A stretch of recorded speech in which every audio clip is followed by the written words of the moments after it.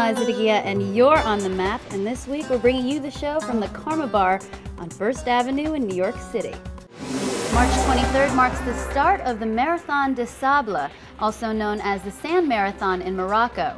The MDS is a grueling 6-day ultra-marathon held annually in the Sahara Desert. And at 156 miles, the event is equivalent in length to 6 marathons.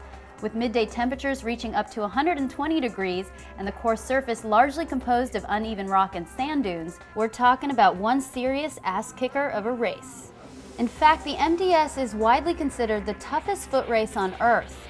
Competitors hulk all the supplies, water, and provisions they'll need on their backs.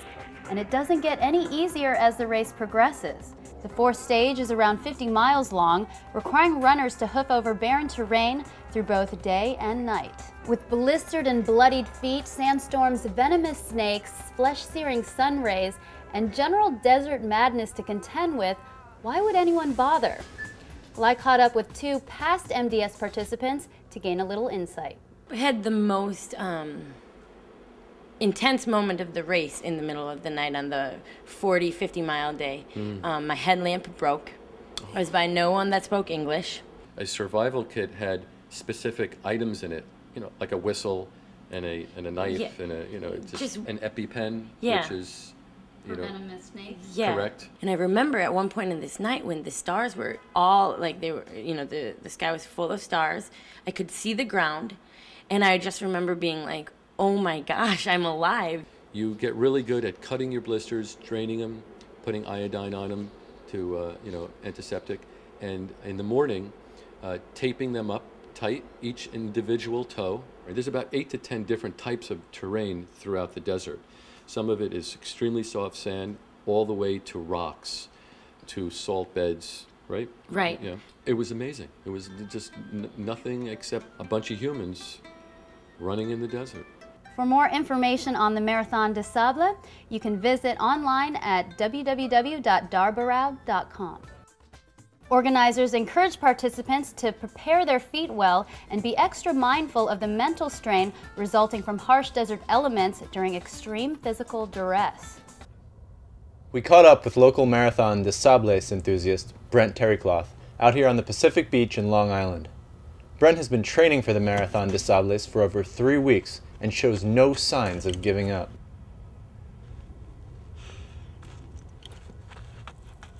So Brent, why train at Pacific Beach? Well, the conditions here are similar to that of Morocco, where we all know the race takes place. And I figure if I'm really going to train for this thing, well, I'm just going to have to subject myself to the same conditions I'm going to face out there. Except for the sand, the climate on this beach bears no other resemblance to the harsh deserts of Morocco. Do you really think this environment will help you train? Brent proceeded to explain to us how a farmer's almanac he had purchased at the local Duane Reade predicted a major sandstorm occurring around this very date. Saying today we're supposed to get a major sandstorm coming in right this way. He had also subjected himself to a regimen of harsh weather conditioning and preparation for the impending storm.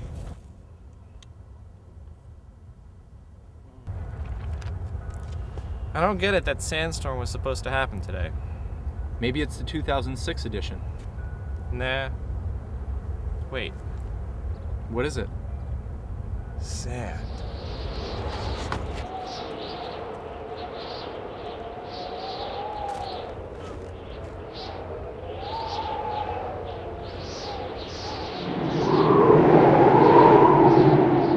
We never saw Brent again after the storm, but we'd like to believe that he's running in the great race somewhere in the sky.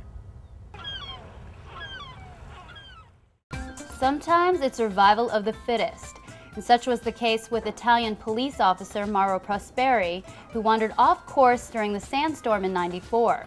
Mauro survived for 9 days on boiled urine and dead bats. He's completed the race 2 times since then, and the MDS has only 1 fatality to date.